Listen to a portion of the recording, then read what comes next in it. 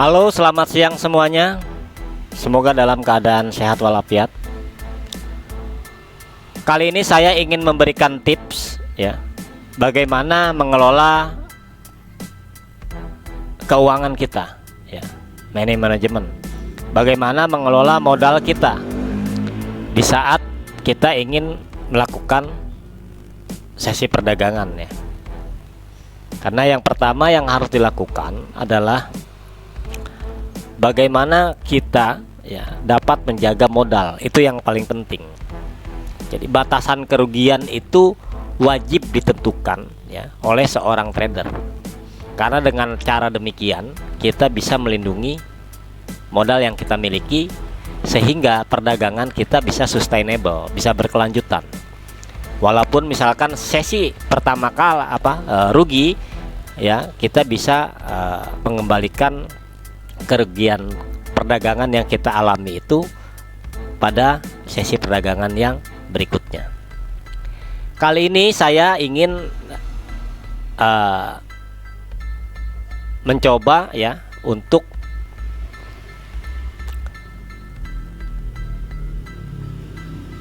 mengajak teman-teman bagaimana mengelola modalnya pada sesi perdagangan storage ya.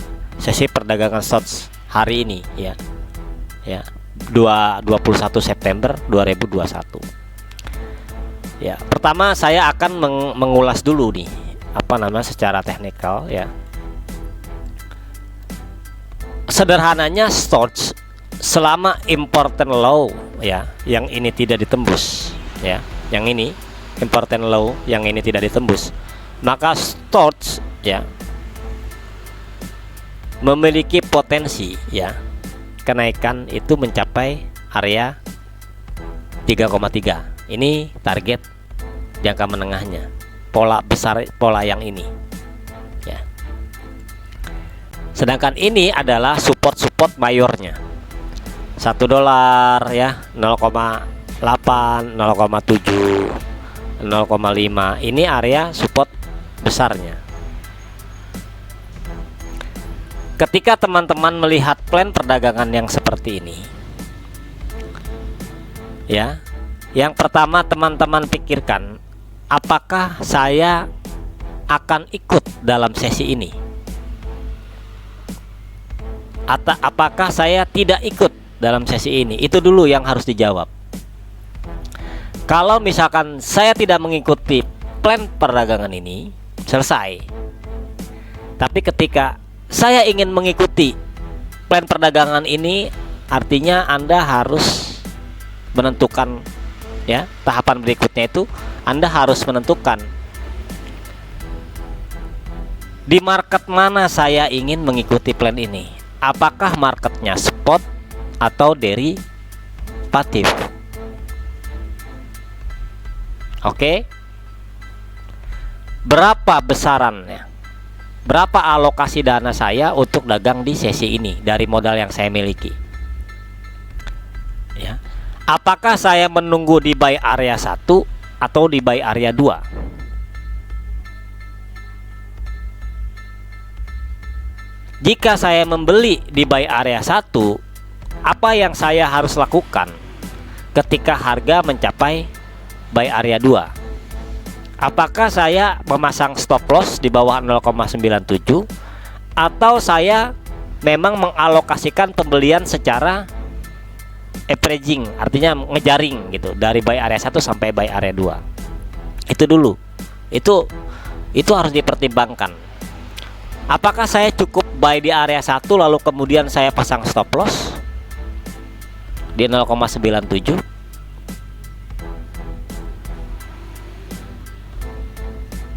Jika iya, saya memasang stop loss di bawah 0,97, berapa kerugiannya?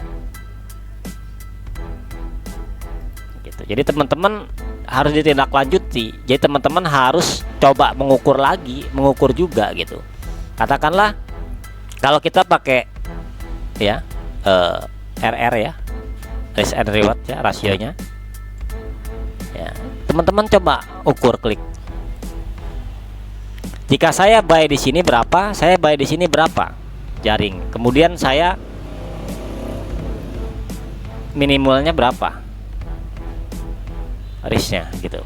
Kalau misalkan ternyata teman-teman buy-nya di area atas 1, katakanlah di sini 1, artinya average harganya kan ada di bawah, di tengah sini. Lalu berapa kerugiannya? Jadi teman-teman misalkan kalau menentukan di bawah di bawah 0,974, artinya inilah potensi kerugian yang teman-teman terima. Jika berhasil, ini potensi reward yang teman-teman terima gitu. Dan ini penting sekali gitu. Jangan sampai kita masuk tanpa plan. Memang plannya ada, ini plannya, tapi kita pribadi tidak punya plan di mana exitnya ya. Berapa ukurannya, berapa size-nya. Saya ingin ikut sesi perdagangan di stock ini berapa besarannya. Kalau nanti dia turun ke area buy 2 ini, apakah saya pasang stop loss atau saya mau averaging ya. Itu yang harus dan itu pasti beda-beda setiap orang, tailor made gitu. Saya mau buy aja saya pengen aman, misalkan saya ingin deep area, saya pengen buy di bawah area 2, silakan. Tapi kalau misalkan tidak terjemput, ya berarti kan bukan rezeki gitu. Karena ini kan faktanya ini adalah support yang sedang diuji, sehingga kalau misalkan dia gagal untuk turun, artinya dia possible untuk naik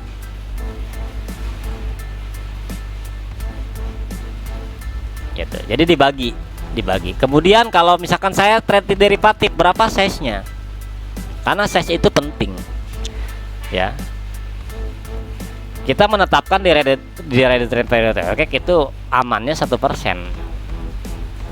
ya. Tapi kan kembali lagi ke tradernya masing-masing, 1% dari equity gitu. Sehingga berapapun leverage-nya tidak akan berpengaruh jika kita menggunakan 1%.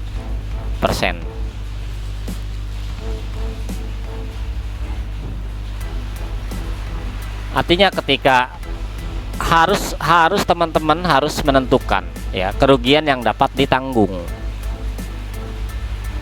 gitu. Jangan membiarkan kerugian itu berlarut-larut, jangan, karena kita masih memiliki sesi perdagangan yang sangat banyak di depan gitu. Jadi harus ada keputusan ya, menentukan batasan kerugian yang kita bisa tolerir. Nah, ini adalah areanya. Teman-teman area berdagangnya di area ini. Apakah teman-teman bagaimana mensiasati 2 buy area ini dengan modal yang teman-teman miliki?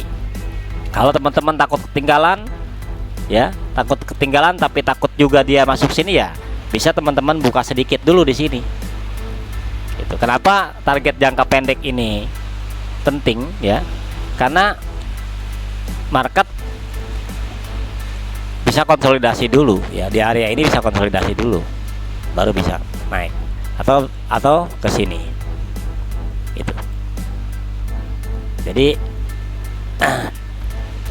yang teman-teman lakukan itu atur size-nya, atur di mana teman-teman mau masuk, kemudian atur juga batasan kerugian yang teman-teman miliki.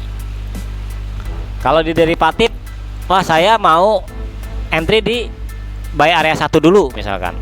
Di sini sedikit saya alokasikan.